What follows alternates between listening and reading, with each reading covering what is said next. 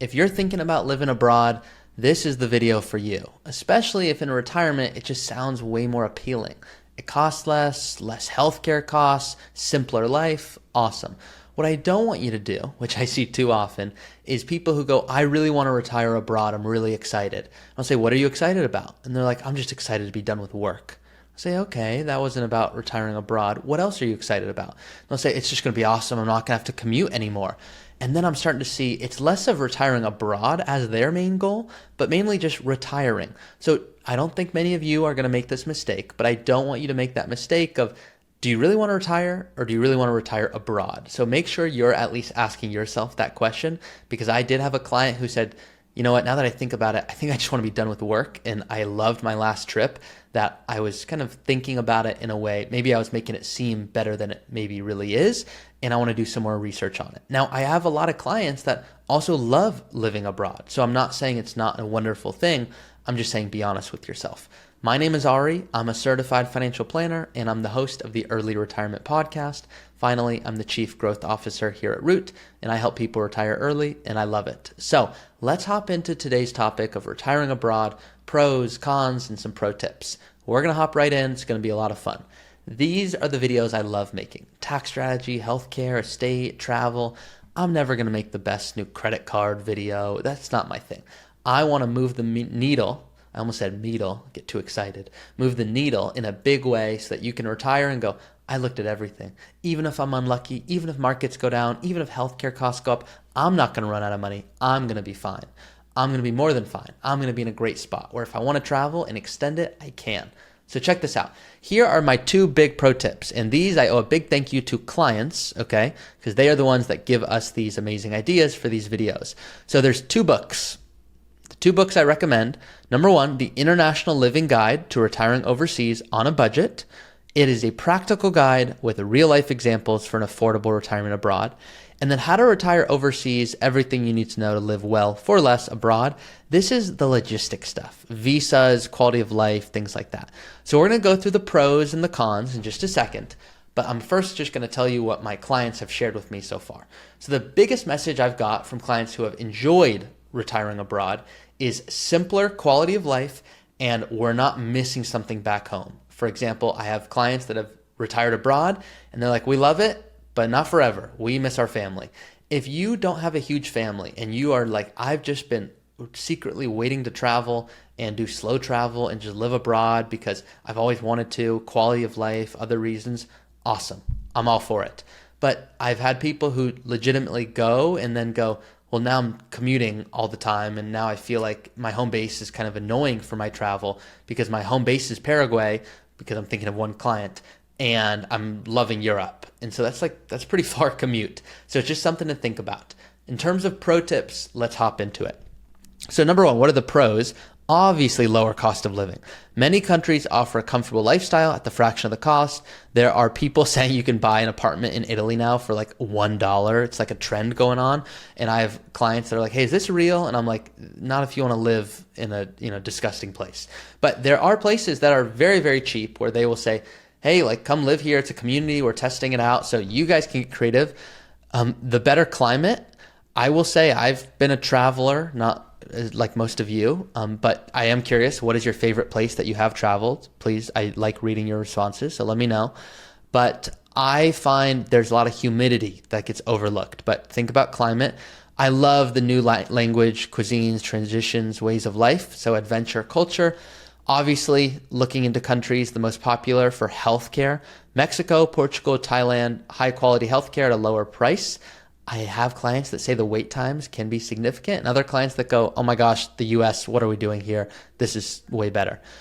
Tax advantages. Some countries have tax treaties or favorable tax conditions for foreign retirees. And then opportunities to travel. Really, are you a travel buggy? Like are you just like, I have the travel bug. That's what I want to do. If that's you and you're like, you can also afford to keep a place where it's your home base in the US. I have a lot of people that are like, yeah, I wish I didn't give it up because all my stuff's in storage, which is not very comfortable if I want to come back and use. So I wish I kept an apartment that I rented, and then whenever I wanted to come home, I could just go there. So traveling was still their main thing, but they did it in more of a travel hack way, if you will. Felt a little cringe doing that, but you know what I mean. So the cons, you might feel isolated or miss key life events. I don't know because I haven't experienced that, but my clients largely who are generally just very solo people, they don't feel isolated in any capacity and they're over the moon with this. Yes, cultural language barriers. I would say it's not a barrier. I think that's exciting and fun. I know myself, I would never retire abroad because I love my life here so much. I get to play soccer. I have, amazing restaurants. Obviously, soccer and restaurants are everywhere in the world. But I say today, my family's here, but I still want to travel like crazy. So it's not me saying I don't want to do these things, but the language barrier, I think that's cool when I personally go and I go, well, now I have to learn the language. This is a big one.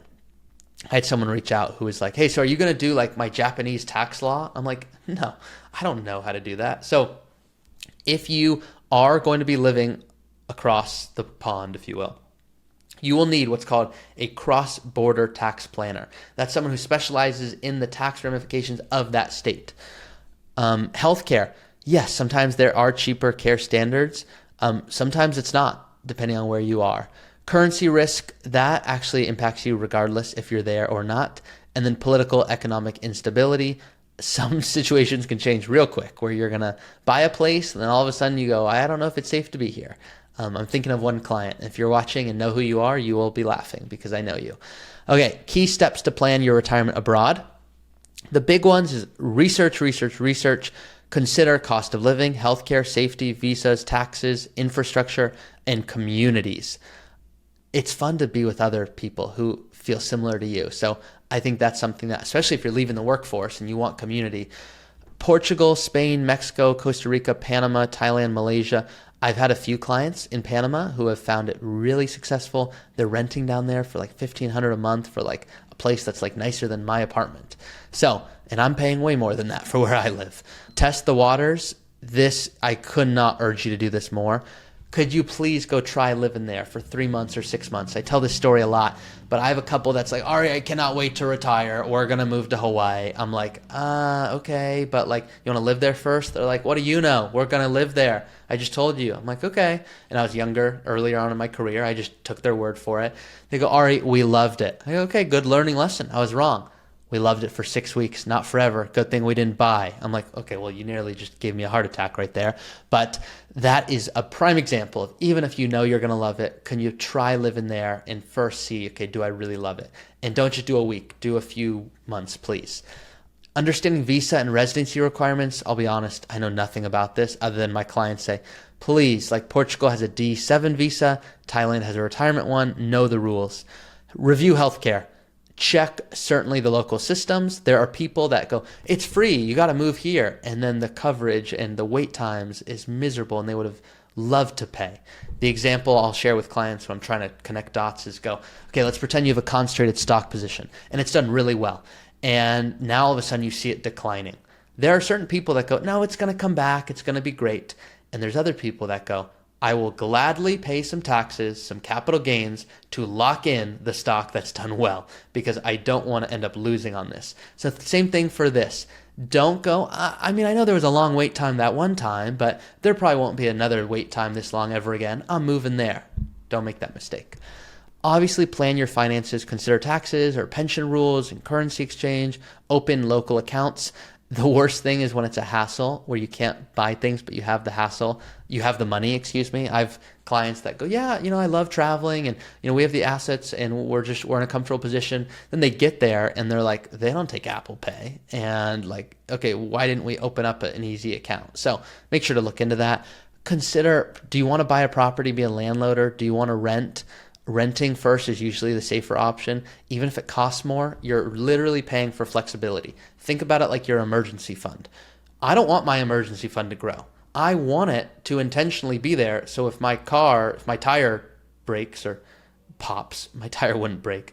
It shows what I know about cars. If my tire pops, I can go and actually go take money and not have to go, well, I have to wait a few days to sell my investments to get a little more return. It's not worth it to me. Same thing here. If you can rent and pay $2,000 a month for rent instead of $1,500 a month for a mortgage, pay the $2,000 a month so you can see, do you really like doing it? And at the end of the year, the difference of 18,000 versus 24,000, what if it turns out you're like, yeah, this wasn't the exact spot for me? Well, you just didn't lock yourself into potentially buying something that you now can't sell and is a hassle. This regardless of where you are. Update wills, trusts, power of attorney, health directives. Make sure they're in alignment with local laws. And if you want to stay connected, make plans, put that in your plan for regular visits home.